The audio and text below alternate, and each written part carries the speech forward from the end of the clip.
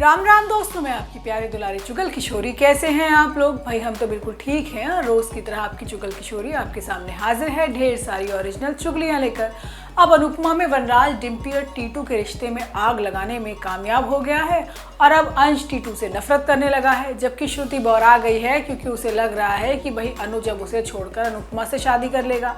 वहीं ये रिश्ता क्या कहलाता है में आंधी तूफान आने वाला है, क्योंकि अभीरा नए प्लान के साथ पोदार परिवार में आने वाली है। इस बार रूही की सांसें अटक गई हैं क्योंकि अभीरा 3 महीने के लिए नहीं बल्कि जिंदगी भर के लिए आ रही है।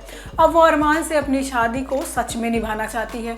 हालांकि इस ट्विस्ट के लिए आपको थोड़ा इंतजार करना होगा। वहीं गुम है किसी के प्यार में ईशान सभी की मदद के लिए ही उसे तलाक देने वाला है और सभी पर लगा इल्जाम मिटाने वाला है।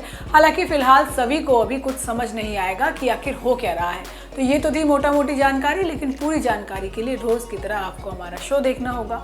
तो चलिए बिना देरी के पहले अनुपमा के सेट पर चलते हैं और जानते हैं कि आज आपको शो में क्या खास देखने को मिलेगा।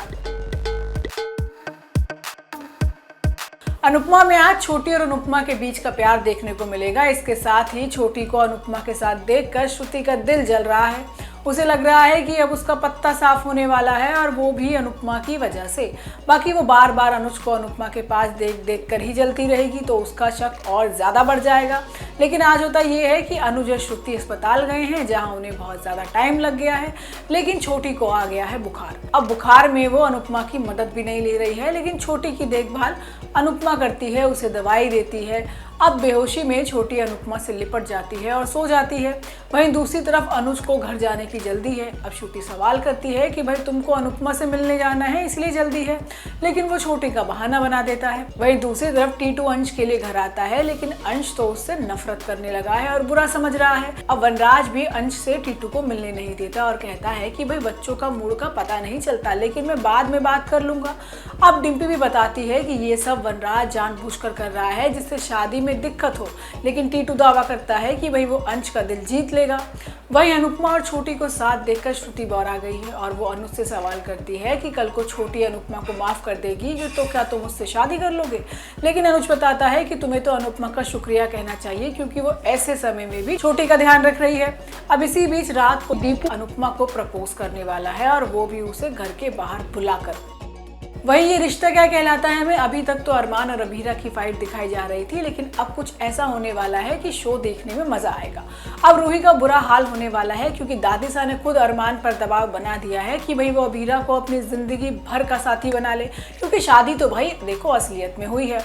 अब शादी कोई गुड्डा गुड़िया का खेल नहीं है। अब दादीसा के दबाव में ही अरमान अभीरा को वापस लाने वाला है, लेकिन सवाल ये है कि अभीरा कैसे मान गई। अब अभीरा की पलटी भी कुछ नया करने वाली है, लेकिन आज होता यह है कि मनीष राजी नहीं है अरमान और रूही के रिश्ते से। अब रूही अपने नानू के सामने गिड़गिड़ाती है कि भाई वो दोनों के रिश्ते को आशीर्वाद दे दे, लेकिन मनीष का मानना है कि भाई ये रिश्ता नहीं चलेगा क्योंकि तीसरे का घर बर्बाद करके अपना घर नहीं बसाया जाता। लेकिन रूही ने तो ठान लिया है कि भाई वो अपने रिश्ते पर मोहर लगवा कर रहेगी। जबकि दूसरी तरफ कृष अभीरा को रेस्टोरेंट में बुलाता है भाई क्योंकि उसकी पहली सैलरी आई है।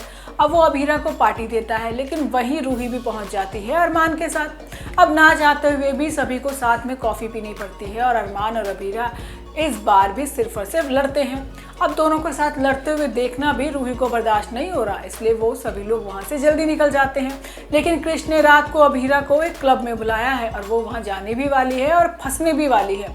अरे उस पार्टी में पुलिस की रेड पड़ जाती है और पुलिस अभीरा को गिरफ्तार कर लेती है, लेकिन अभीरा तो हमारी तूफान है और वो खुद पुलिस को डरा देती है, जिससे पुलिस को उसे मजबूरन छोड़ना पड़ता है। लेकिन अरमान उसकी मदद के लिए पहुंच चुका है और मदद के नाम पर सिर्फ दोनों एक दूसरे से लड़ाई कर रहे हैं और खुद को छुड़ाने के जोर में गलती से अभीरा का हाथ अरमान के गाल पर लगने वाला है। लेकिन आगे आने वाले एपिसोड में माधव को रोकने के लिए दादीसा अरमान पर दबाव बनाती है कि वो अभीरा को घर वापस लेकर आए। अब रूही के तोते उड़ गए हैं और वो अरमान के सामने भीख मांगती है कि अभीरा को वापस ना लाए और अपनी शादी खत्म कर दे।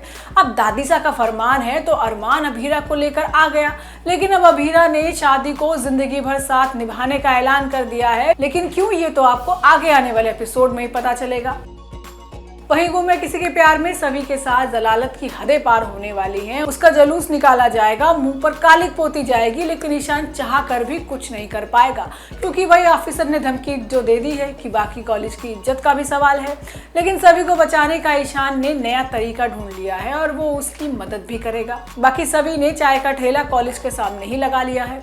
आज होता ये है कि अफसर ईशान को धमकी देता है। वो कहता है कि सभी उसकी पत्नी है, इसलिए वो उसका साथ दे रहा है। अफसर कहता है कि इस मामले से दूर रहो, वरना आपकी वजह से ही सभी की मुश्किलें बढ़ सकती हैं।